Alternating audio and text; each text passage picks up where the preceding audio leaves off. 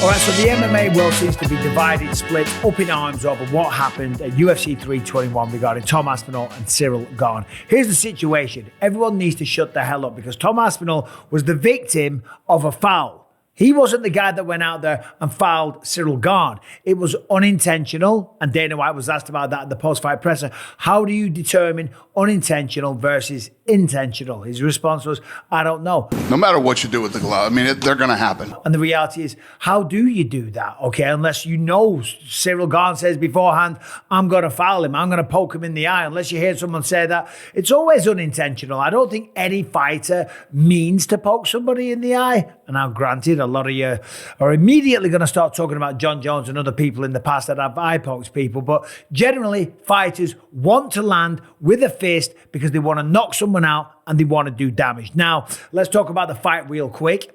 Fight started. It was a close fight. It was an entertaining fight. Both men were bringing it. Ciryl Gane looked really good. Obviously, he landed that big right hand. It shattered the nose of Tom Aspinall. There was blood all over the face. And Ciryl was landing more shots, okay? Would he have won that round? Yeah, he was going to win that one round. But there's 5 rounds in a championship fight and anything could have happened.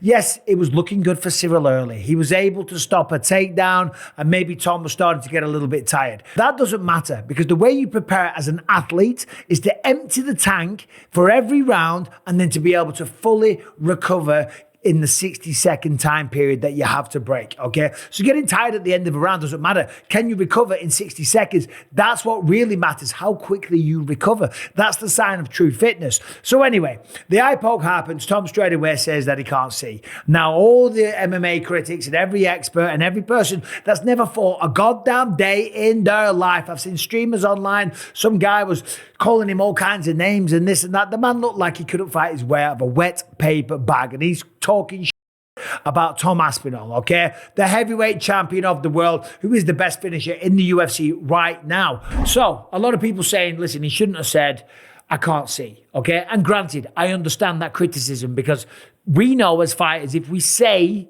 we can't see, the doctor is going to stop the fight. However, I said this on my podcast on Monday, what about this eventuality? What if you can't actually see and you're starting to panic and you're like, hold on a minute, never mind the fight, I can't see, right? That is very alarming. That is very worrying. And right there and then in that moment, you've got bigger fish to fry than the fight. And by the way, let's remember, he's the guy that's been fouled.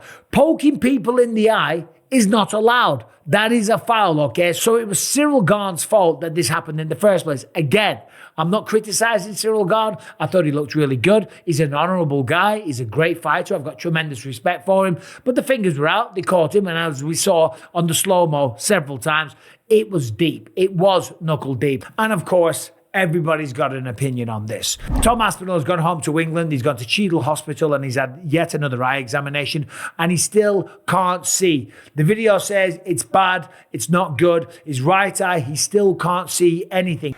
He kind of basically did the same as the guy that we saw over there. Said, it's bad, it's not good. But his eye is a little bit more closed than it was. His right eye still can't see anything. Said it's just grey. And the left eye is still bad. There's only 50% vision, but it's really blurry on the old school eye tests. It can only go down like a few rows, okay? So that's not good, okay? So given that a few days has passed and he still can't see, of course he couldn't see on the night. He still can't see now, unless we're all assuming that Tom Aspinall's lying, that he's making this up, right? Come on. That's a stretch. That's too much. That's absolute nonsense, okay? There's no way the guy's doing this. You can go home and say, right, it's been a while. He's recovered now. I'm really annoyed. Let's run the fight back. But he's not saying that. He's saying that he still can't see. And if he can't see 3 days after, I guarantee he couldn't see on the night of the fight. That's why he was saying it, okay? So saying that the man was looking for a way out, it's just not fair. Dustin Poirier, he was out there. He was talking about it. What's going on with Aspinall? What's going on with the eye? And I thought that video was very funny because he's clearly on a good one. A lot of people ask me, what's up with Aspinall? What's up with the eye poke? I don't know. Only he knows how bad it was. But I've been in a lot of fights where I've got eye poked and I continued. And only he knows. right? I don't know if he'd had a few drinks, maybe he'd had a cheeky little edible or something for the plane, but he's kind of inebriated, shall we say. Are you intoxicated? He wasn't being mean, he wasn't being nasty. He was saying that, yeah, a lot of the times he's been poked in the eye and he's continued to fight, as have most of us. And that's what I want to get to in a second, because most fighters or most fight nights or UFC pay-per-view events, somebody gets poked in the eye. So something has to change. But we'll get to that stuff in just a second. So as I say, everyone's got an opinion, okay? There's some people out there like Aljamain Sterling that were kind of critical. Now, I know y'all think I'm going to be on the side of Tommy, but I'm not. Sean O'Malley's been defensive. He said to question Tom's toughness, this is the former champ O'Malley, no one wanted that more than Tom Aspinall. He wanted to fight. He wanted to fight more than we wanted to watch him fight. And that's a great point. We want to see a good fight, but when you go out there and you haven't fought in about 14, 15 months, when you're the heavyweight champion of the world, when you get given the belt because of the circumstances regarding John Jones, you want nothing more than to go out there and show the world what you're made of and take out the number one contender in Cyril Gane. You don't want the fight to end like that, certainly when you've been through a training camp and you've been through a frustrating process. O'Malley goes on to say, you can't question Tom's toughness, you just can't.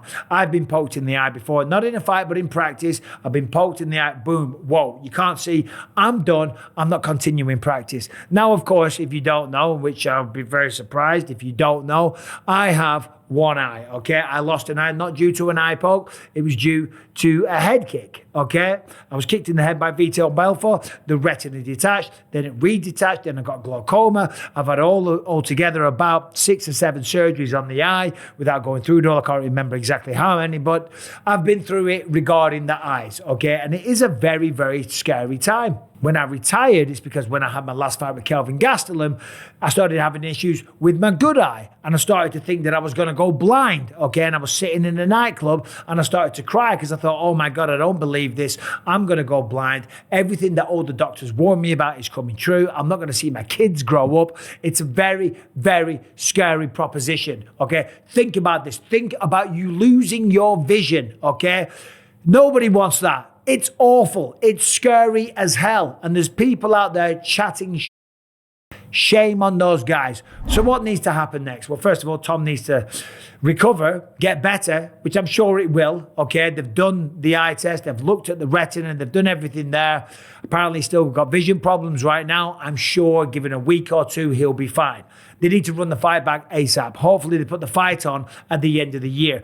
But going forward, there needs to be a change. Because as I said, almost every event, there's been eye pokes, okay? Accidental, intentional, unintentional, whatever you want to call it, they happen. Because the rule right now is, because we have the fingers out, okay, the fingerless gloves, the rule is we have to have the fingers up like this. I hate that rule. It's stupid. You can't go like that.